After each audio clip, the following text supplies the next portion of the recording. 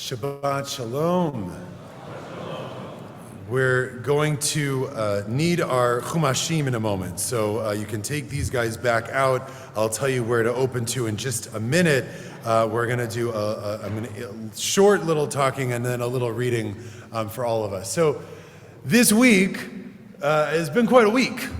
For those of us, I don't know what it was like in Denver, but for those of us who've been in this area, there's it's a lot, right? Yeah, the plagues, is that what you just said? Yes, I think I was talking to someone who said, any firstborn, run. We've got fire, we've got hail, we've got smoke, we've got tornadoes. There's a lot that has been happening, and that's just the weather, and it makes us feel, at least it makes me feel, relatively powerless, right? When there's things happening in my life that I think to even, and I probably take more than my fair share of blame on myself for the things going on in the world. It's not therapy for me, don't worry, we're fine. But I seem to think that most things are my fault. And even I don't really understand what to do about unbreathable air, about random and sporadic winds that take out, half of our trees but leave the next block over fine and then the next block over not okay. And what are we supposed to do? To say nothing of international conflicts that are messing with everything around us and health crises that are happening everywhere, and apparently we can't have raspberries anymore, and everything that's going on. And this feeling of powerlessness is real. There's just no two ways around it. And I find it even hard this week because of what's happening in the world. I find it hard next week going into Tisha B'Av, right, which is all about sort of our own personal sins, but also how our sins have led to, a national catastrophe, have led to group issues. And I find it hard this year, more than others, to get myself into that headspace. And the passivity that comes with the feeling of being powerless in the face of the ills of the world is real and also a problem. Let me explain for just a second, right? When so many things are happening that are out of my control, right? Other than, tying down my trees and buying 10 more air purifiers for the house, and what am I supposed to do? And you can feel like, well, I guess I just have to wait and see literally what way the wind blows.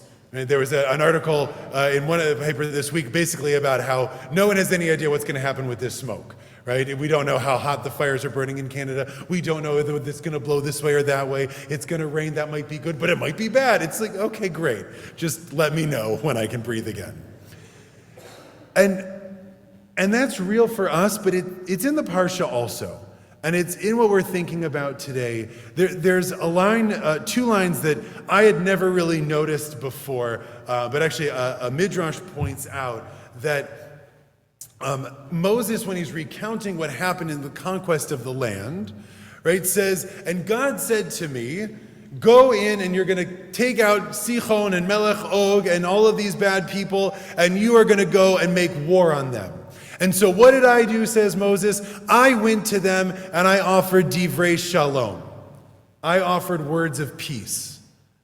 And when they didn't take the words of peace, well, boy, we, kicked their tush, right? But the Midrash notices, wait a minute, God didn't say anything about offering words of peace. Moses did that on his own.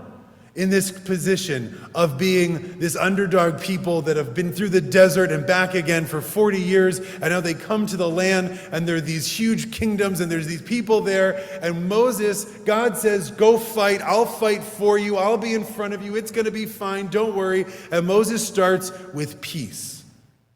So what does the Midrash say? We learn from this, as well as other parts of the Torah, that peace is something that we have to seek even when we're not supposed to. Peace, shleimut, wholeness, it's not only peace, is something that we have to fight for, even if God's self doesn't want us to. Other mitzvot, the Midrash in Tanchuma points out, Other mitzvot, it says all through Devarim, if it should happen that you're able to do, right? If you're walking down the road and you see a bird's nest and you want the eggs, then you have to do this thing. If you should see a thing of your neighbor with their donkey and their troubles, then you have to go help them. Right, other mitzvot, says the Midrash, we do only if it comes to us to do them, right?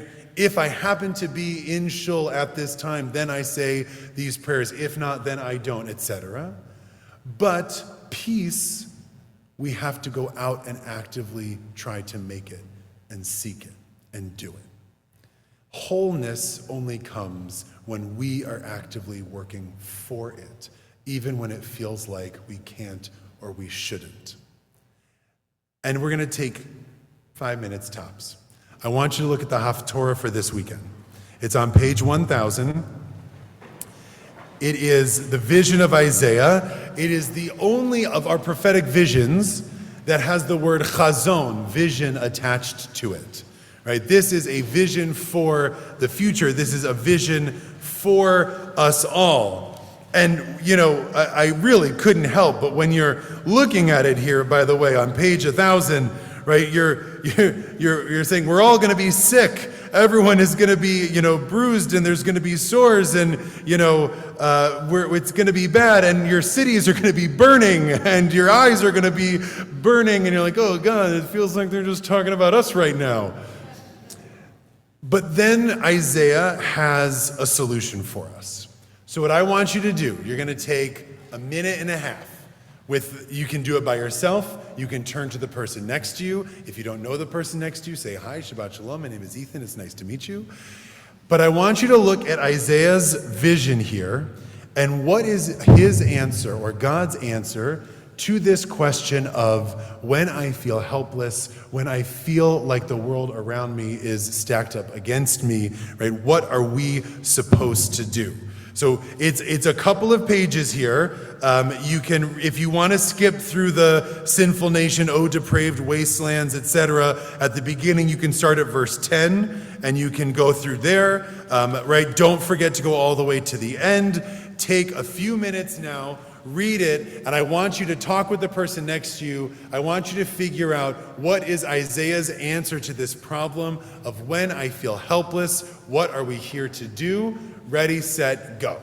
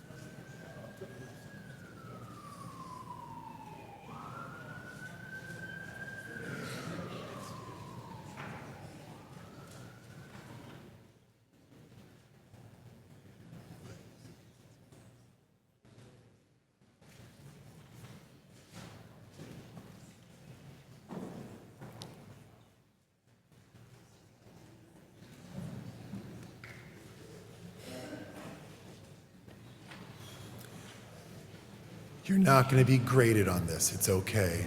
Feels a little study hall-like in here. It's good reading, but get to the discussion too. Got an answer? Calling on you.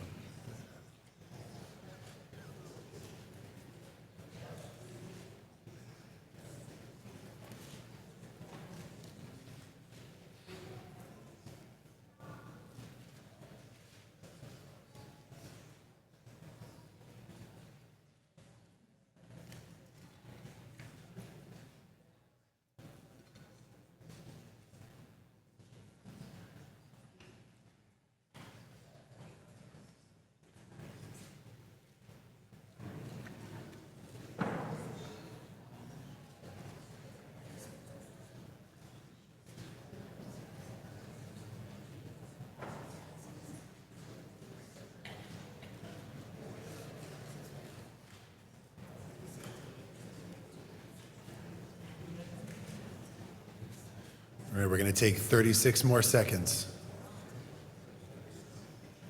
No rush.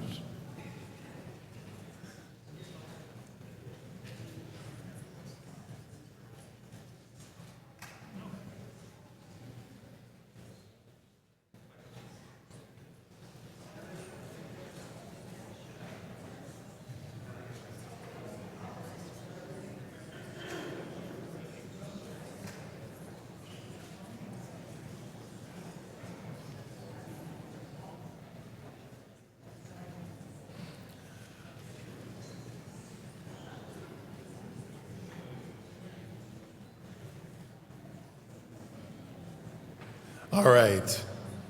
You guys are doing great, or you're at least politely waiting till it's over. That's fine too. Before, I do want to say, the Chazan just came up to me and said that there's a prophecy in Ovadia that also has the word chazon attached to it. And so I said I got that Isaiah was the only one from the Slonim Rebbe. So in case you were wondering if the Chazan is smarter than the Slonim Rebbe or not, the answer is yes, he is. Whoops, sorry. So there's two Chazons. I will get to Ovadia another time. Okay, so does anyone want to share a thought about this? So we've read through it. I know normally I give you like a verse to read, and I gave you a lot of verses to read this time, so I apologize, right? But Isaiah, this vision, right, what does he do? He says, all these horrible things are happening, right? You guys are sinners, you're bad. What then happens on page 1002, right? What's Isaiah's or God's critique of us that might seem surprising? What does God not want any more of? Sacrifices, right? God doesn't want sacrifices.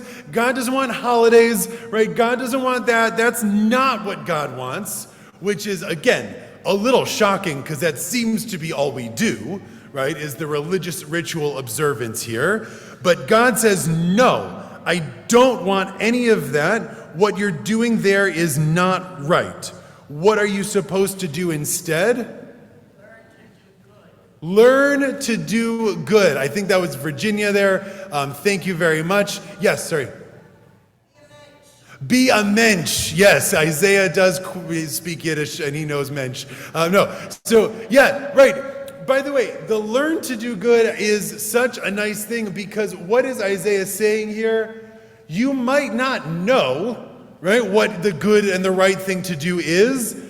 God doesn't actually necessarily, God probably does care, but the first step is learn to do good. Right? Figure out what is good and learn to do that. So right away, an answer to our question of what do I do when I feel helpless in the world around me? What is a first step? Learn, right? Learn what the right thing to do is. Try to ask someone smarter than you, figure out what the right thing to do in a situation is, and that will help us. What else does Isaiah say? Yeah, well, one or two.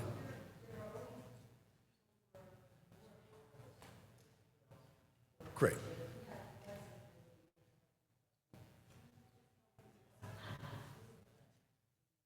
Great. I'll repeat it. Don't worry. You don't have to hear. Other people are more soft-spoken than I am, and it's fine. Yeah, thank you.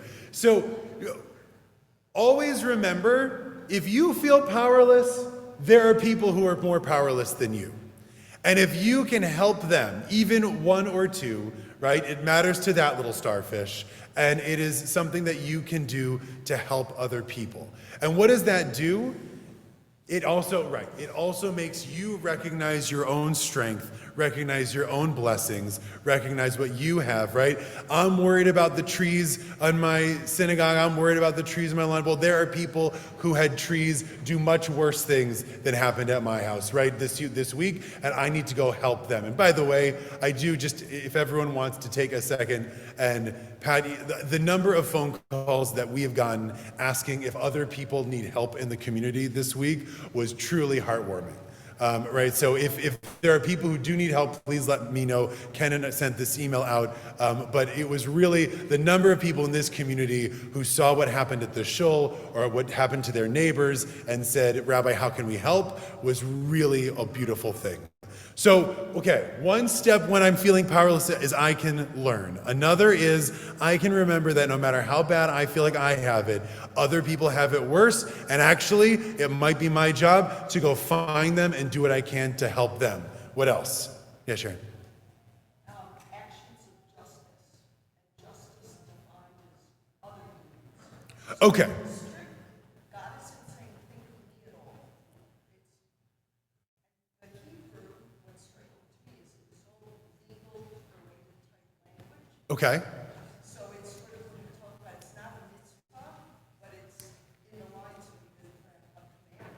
Well, or it's mitzvah in the sense of command, as opposed to mitzvah in the sense of it's a nice thing, go do it, it's a mitzvah, right? But the idea that really this is a commanded thing that you have to do, and what you have to do is try to seek justice, right? Justice is the thing you feel like you can't do anything. I don't care about your sacrifices or your holidays or your, right? That is not the retreat, which you might think it would be. Right? You might think that we would say, the world is falling apart, everything is awful, go pray, go get to the kotel, go pray, go study, go do, right? And Isaiah says, no. Isaiah says that's not what we want, right? Go out there and do justice, do something. Very nice. Let's take one or two more, and then we're going to wrap up. Yeah, please, Jonathan. So I want to say something slightly different off of what you just said. Great. I want to point to Professor Fishbane's footnote here in verse 11. Isaiah does not reject sacrifices per se. He rejects hypocrisy, self-purification for what you are petitioned through proper use of the altar. And then he cites to seeing Saul as the prophet Muhammad. Well, the reason I want to point this out is there are some who read this Haftarah that we read on Yom Kippur as some sort of general rejection of either of the sacrifices, Right. which is a Christian interpretation of this Haftarah and of the Haftarah we read on Yom Kippur, or some more radical Reform rabbis where it's a rejection of sort of the necessity or the mandatoriness of prayer. What Isaiah is actually saying here is that prayer is important, but prayer should be a check-in for yourself. Great. That if you are not doing what the prayers that you are saying, possibly by rote, every day, and on Shabbat, if you are not doing what the prayers say you should be doing, if you are not, if you are saying, brought hope to God, as I'm saying that you want to ask for during the week, but you're not actually trying to do the things that those brought hope are saying you should be doing, many of which are justice, relate to justice, if you're not actually making that justice happen, then you are, then even though you're saying those prayers are not actually. Great. Okay. So, first of all, bonus points for reading the footnotes. First brownie at Kiddush goes to you, Jonathan. Well done. So, right, what you're saying is don't you, radical rabbi, you, say this is some antinomian thing that we don't need to do religion anymore. All we have to do is justice, right? Isaiah doesn't like the hypocrisy of, right, praying and saying you want justice when really you don't back that up with action. 100% love it, exactly right? It's not saying, which we would understand, in a world where we feel helpless, giving up the rituals is actually something that would make us feel even more bereft, right? Even more untethered to the world around us, right? Rituals are good and they are helpful, but only if they are not the only thing we do, right? Or tinged with this hypocrisy. Right, great. Amazing. Well said. Okay, I want to leave you with one last thing, and then we're going to turn to Musaf. So flip to the end of the page, or the end of the Haftorah on page 1004, because Isaiah has one more piece of advice for us. And that is, what's going to happen? How do we get there, right? Once we've decided that we're going to do justice, and once we've given up the hypocritic sacrifices, and once we've given up what is the thing that we are going to get that is going to help us restore our cities to righteousness once again? What are they here? In the English is magistrates and counselors, right? Or shoftim and yoetzim. Right? That we are going to get individuals who help us make justice happen in the world, who give us advice on what we are going to do. And I just think there is something beautiful about this read here at the end, right? Because Isaiah understands that no matter what, none of this is possible, all of us working as individuals, right? We can all decide we want to be working for justice, and it's not necessarily going to be as effective as if we have someone leading us and helping us get there. And so one of the things that we need in our world are people of authority who can help us make this world into the place that we want it to be. And in our community, we have many ways to do this, and I know it sounds like I'm getting political, and I am a little bit, but it's about the people who represent us, but it's also about who we are in our community. So if you are feeling helpless in the world around you because of the weather, because of the wars, because of the health, because of the you name it, right? What are our options here? We can teach ourselves and learn what to do. We can find the people who need things more than we do, who are more helpless, who are worse off than we are, and we can realize that we have the strength to help them. And if we have the ability and the skill and the wisdom and the time, we can take on roles of leadership in our community. Right? It might be a committee here at the synagogue. Please let me or Ken or Holly know if you'd like to be on a committee at the synagogue. We'd love to have you. Right? It might be within the cities and councils and things that the school boards, whatever it is, right? It might be starting some small group that's going to help address one specific issue. We really need some sidewalks on Remington. My wife would like to lead a committee on that. But you have to get involved in some way. Right? That is one of the things that we learn in this. It is not enough to pray. It is not enough to hope, though those are good and important things. We have to have hope. We have to have prayers. We have to get involved and try to make justice and wholeness in our world in whatever way we can. Shabbat Shalom.